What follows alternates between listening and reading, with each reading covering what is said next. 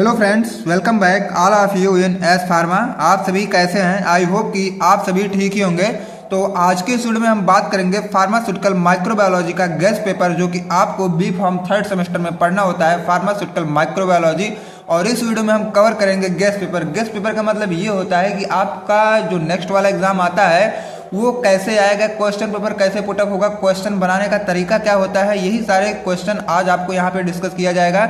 मतलब ये है कि क्वेश्चन किस फॉर्मेट में आपसे पूछा जाएगा, ये डाउट आपका क्लियर हो जाएगा। और कौन से क्वेश्चन इंपॉर्टेंट है, ज़्यादा आने की प्रियोरिटी होती है, ये भी क्वेश्चन आपको आज इस गेस्ट पेपर में मिलेगा। तो वीडियो के लास्ट तक आप लोग जरूर बने रहिएगा ताकि जो भी क्वेश्चन है आपको समझ में आ सके। और ये सारे क्वेश्चन का अगर चाहिए आपको सोल्यूशन, तो इसी वीडियो के डिस्क्रिप्शन बॉक्स में आप चेकआउट करिएगा सोल्यूशन वाली वीडियो। तो आपको फार्मास्यूटिकल माइक्रोबायोलॉजी की प्लेलिस्ट मिलेगी और वहां पे आपको अलग अलग वीडियो मिलेगी, तो वहां से आप लोग ये क्वेश्चन का सोल्यूशन भी देख सकते हैं। तो फ्रेंड्स चलिए हम आते हैं अपने क्वेश्चन पे। जो हमारा सेक्शन ए आता है, आपका जो पेपर आता है वो 3 पार्ट्स में डिवाइड होता है, section A, section B, section C.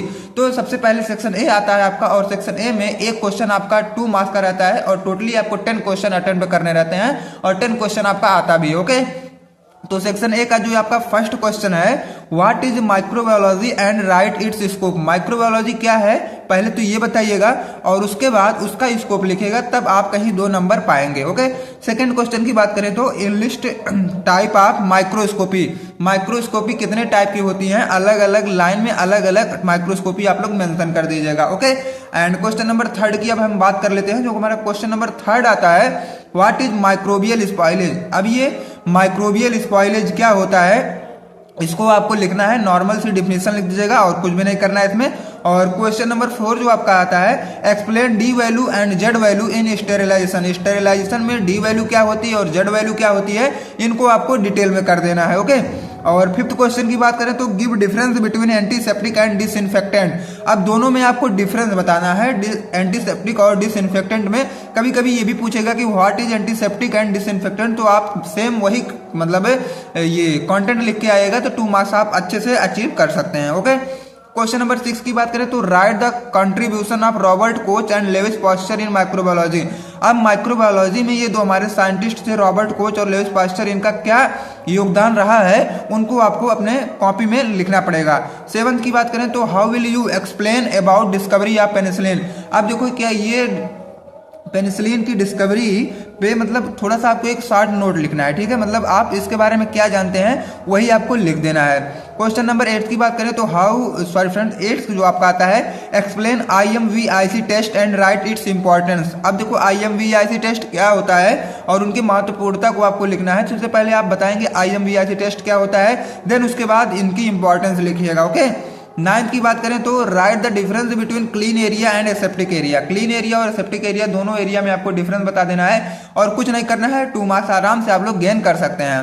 10th की बात अगर करें तो what are prokaryote and eukaryote, give example of each. अब प्रोकैरियोट और यूकैरियोट क्या होते हैं, और प्रोकैरियोट के एक एग्जांपल, यूकैरियोट के एक एग्जांपल आपको दे देने हैं। और कभी कभी ये भी पूछेगा difference between prokaryote and eukaryote, तो बात वही होगी, दोनों को पॉइंट अलग अलग करके लिखेगा तो वही डिफरेंस मान लिया जाएगा। ओके, तो ये 2 मार्क्स वाले क्वेश्चन आपके क्लियर हुए होंगे। अब चलते हैं हमने सेक्शन बी पे। सेक्शन बी पे आपको मिलेंगे 3 क्वेश्चन और 3 क्वेश्चन में से आपको 2 अटेम्प्ट करने होते हैं, एक को आपको छोड़ देना होता है, ठीक है। और एक क्वेश्चन आप अटेम्प्ट करते हैं तो एक क्वेश्चन का 10 मार्क्स होता है, तो 10 मार्क्स कहीं आप पा सकते हैं अगर अच्छे से अटेम्प्ट कर रहे हैं तो जिसमें हमारा पहला क्वेश्चन बनता है, discuss general procedure for animal cell culture. Animal cell culture के लिए जनरल प्रोसीजर क्या होती है उसको आपको डिटेल में लिखना है।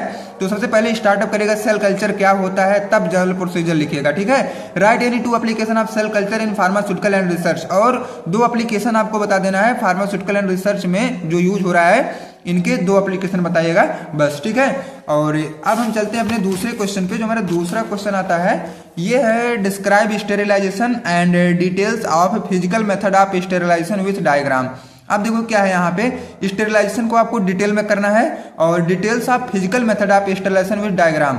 अब ये फिजिकल मेथड ऑफ स्टेरिलाइजेशन क्या होता है, डायग्राम के साथ सारी चीजों को आप जो भी वहां पे इक्विपमेंट थे सबको मेंशन करके अच्छे से लिख के आएगा तो 10 मार्क्स आप अचीव कर सकते हैं। ओके, अब आइए हम क्वेश्चन नंबर 3 पे चलते हैं। Explain ultra structure and morphological classification of bacteria. अब बैक्टीरिया का अल्ट्रा स्ट्रक्चर और मार्फोलॉजिकल क्लासिफिकेशन आपको करना है, तब कहीं 10 मार्क्स आप अचीव कर सकेंगे। ओके, तो सेक्शन ए और बी आपका क्लियर हुआ होगा, कैसे क्वेश्चन पुटअप किया जाता है ये भी आपका क्लियर हुआ होगा आई होप।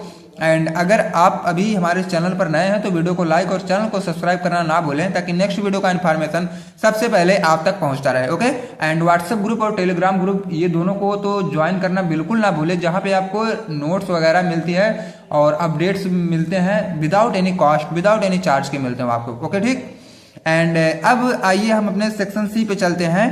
सेक्शन सी में हमारा क्वेश्चन नंबर फर्स्ट जो आता है, right the mechanism procedure and advantage of gram steering technique. Gram steering technique के मैकेनिज्म प्रोसीजर और एडवांटेज ये आपको लिख देने हैं। तो यहाँ पे जो सेक्शन सी है आपको 5 क्वेश्चन अटेम्प्ट करने रहेंगे, 7 क्वेश्चन आपके पेपर में पूछेगा और 5 ही अटेम्प्ट करेगा। एक क्वेश्चन आप अटेम्प्ट करते हैं तो 7 नंबर पाएंगे। ओके, तो पहला क्वेश्चन यही था, right the mechanism procedure and advantage of gram steering technique. Gram steering technique के मैकेनिज्म प्रोसीजर एडवांटेज आपको बता देना है। सेकंड की बात करें तो right in detail about the construction and design of aseptic room in proper detail. अब एसेप्टिक रूम या सेप्टिक एरिया अगर पूछता है उनका कंस्ट्रक्शन और डिजाइन आपको अच्छे से अपने कॉपी में कर दीजिएगा। थर्ड की बात करें तो give the principle and characteristics of phase contrast microscopy. Principle और कैरेक्टरिस्टिक्स आपको बता देना है फेज कंट्रास्ट माइक्रोस्कोपी का। फोर्थ की बात करें तो write a detail note about culture media and its composition and type. अब आपको डिटेल नोट लिखना है कल्चर मीडिया पे और इसके कंपोजिशन क्या है और ये कितने टाइप के होते हैं, इतना आप करते हैं तब कहीं 7 नंबर आप पाएंगे। क्वेश्चन नंबर 5 की बात करें तो define virus, describe step involve in replication of virus. अब देखो पहले पूछेगा डिफाइन वायरस, तो वायरस की सारी हिस्ट्री आप लिख दीजिएगा।